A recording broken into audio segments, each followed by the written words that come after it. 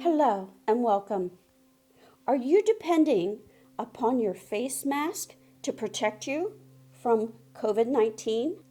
In this video, we are going to show you demonstrations of mask and what will pass through and what will be stopped to help you make a decision about what to do to protect yourself from this virus and many others.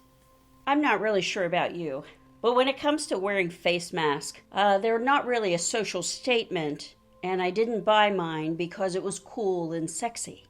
I am wearing it because it is supposed to help protect me and all those I care about in my community from spreading COVID-19. Helping people achieve and maintain better health is my passion. So please just watch a short video to the end for a healthy dose of truthful information you'll be happy you heard. Okay, so if the face mask is not for you to look cool, then we need to be determining if the face mask provides an adequate barrier. And that will be our first step to addressing your level of protection for both you and others. But if you can extinguish the flame of a lighted candle blowing through your current face covering, please practice social distancing at 6 feet away from everyone else, because you just proved to yourself that a cough or a sneeze can easily escape through the fabric of your face covering. You just extinguished a candle flame through a mask. Okay, so now that we have determined that either your face mask is very well protecting you, or maybe we need to look for a better one. The next component, super important to you in this pandemic, is your immune system's ability to fight a virus or an infection. Now, individuals with a healthy immune system can recover from COVID-19 within a noticeably short period of time, ranging from 1 to 3 days with limited or mild symptoms. Let's improve your body's immune function to help you beyond just wearing a mask. So please consider drinking more pure water than soda or any other man-made beverages. Limit your processed and fast food meals and consume more fresh fruits and vegetables. Get a good night's sleep, exercise, and get at least 20 minutes of sunshine outdoors every day, and then relax. As of July 6, 2020, at 1 p.m., statistics reflect more than 11.6 million COVID cases have been confirmed, with total deaths reaching over 538,000. That's worldwide. The morbidity rate is currently at 4.6%. While coronavirus is still a deadly situation for those with compromised immune function, the numbers indicate that recovery from the virus is 92 to 95% at this point in time. With more than 11.6 million confirmed cases, and knowing that thousands of people may have recovered from COVID-19 prior to any testing becoming available, our chances of surviving this pandemic appear promising. So let's move on and address some of the tough questions that I hear on a daily basis. The first one is, who should not wear a cloth face mask? Well, according to the Centers for Disease Control in the United States, a cloth face mask should not be worn by anyone who is having trouble breathing, anyone who cannot remove the face cloth covering without assistance, individuals who are engaged in a high-intensity activity, such as running, and individuals who work in a setting where a cloth mask may increase the risk of a heat-related illness or create a safety concern. Outdoor workers are allowed to prioritize the use of their face mask. If they're in close contact with others, they need to wear it. Otherwise, they may remove their face mask when social distancing is possible. There is nowhere in the list of CDC requirements that states that you need to wear a face mask every time you go out, every day, all day long. It is reassuring to know that the CDC does not recommend wearing a face mask every time you step outside. The recommendations clearly advise that you use a mask in the presence of others indoors or when in a public place where maintaining a social distance is challenging or not even possible, such as a subway train or a crowded grocery market. Face masks are not required for gardening in your backyard or sitting on your front porch, nor are they required if you're hiking in the mountains, canoeing, walking your dog while easily able to obtain social distancing. The face mask is used as a barrier when you are in close contact with other people. So I watched a gentleman jogging with his face mask on. It was 88 degrees. The next day, I just happened to bump into him at a grocery market. I said, "What are you doing?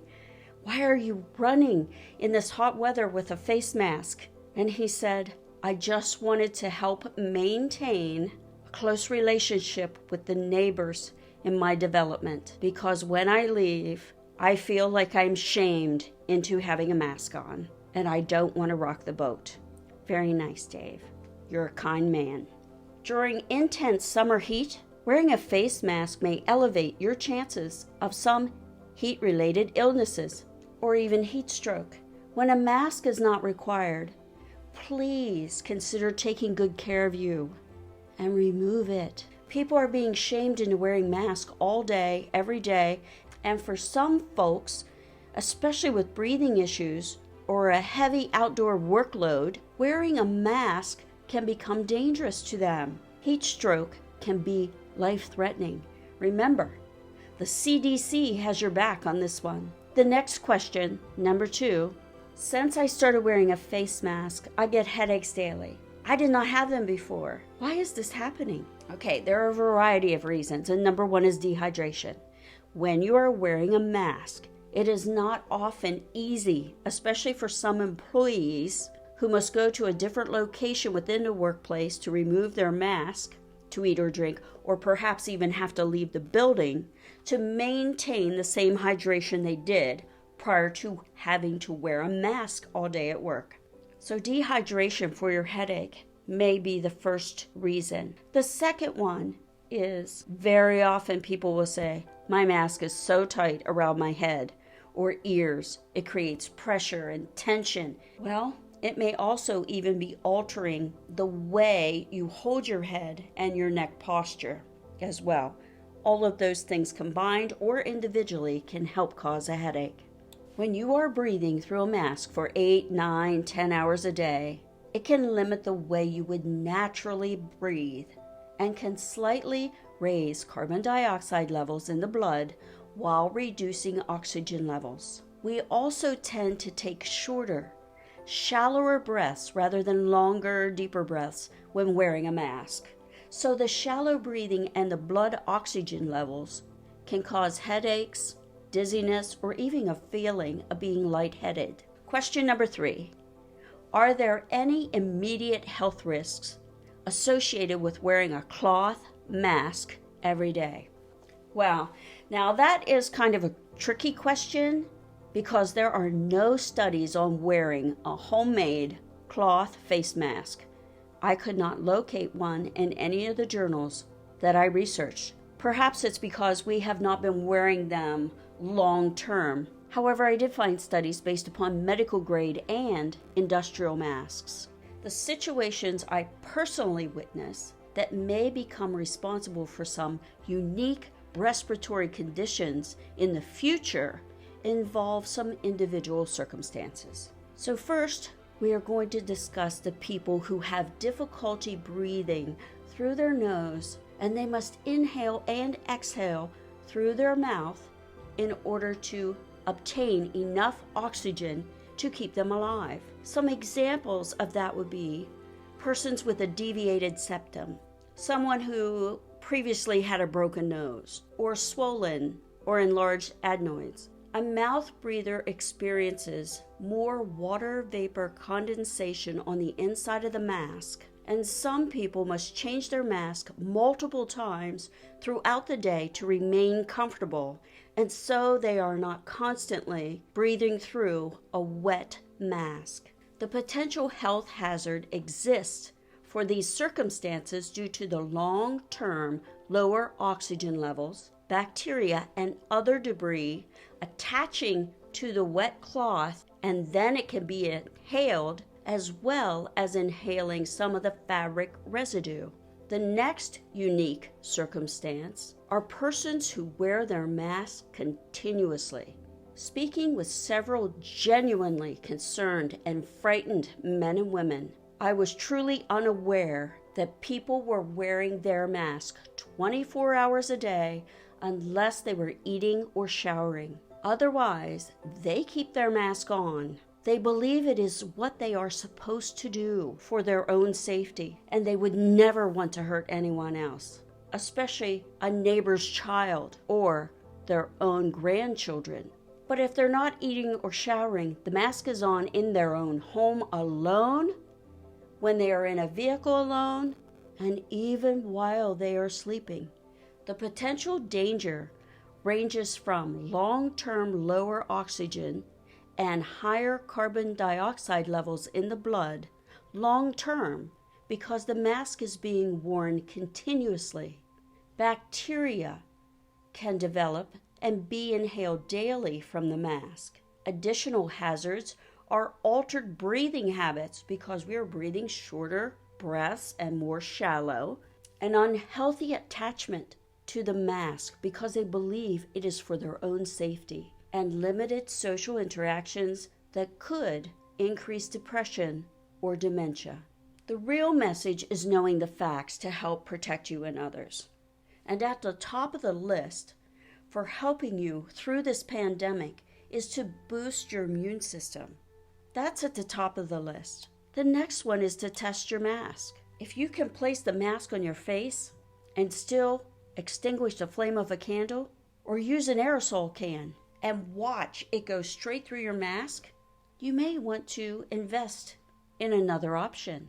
The next one is to give yourself a break and enjoy some fresh air without a mask. Your whole body will thank you for that. Exercise when you have a chance, even if it's only for 5 minutes. Enjoy life the best you can. The odds are actually in your favor. Your body is your fortress, and it is up to you to make the decisions that can protect you and your family. The number one thing you can do to protect your body against disease of any kind is fortifying your immune system. Please, just think about it.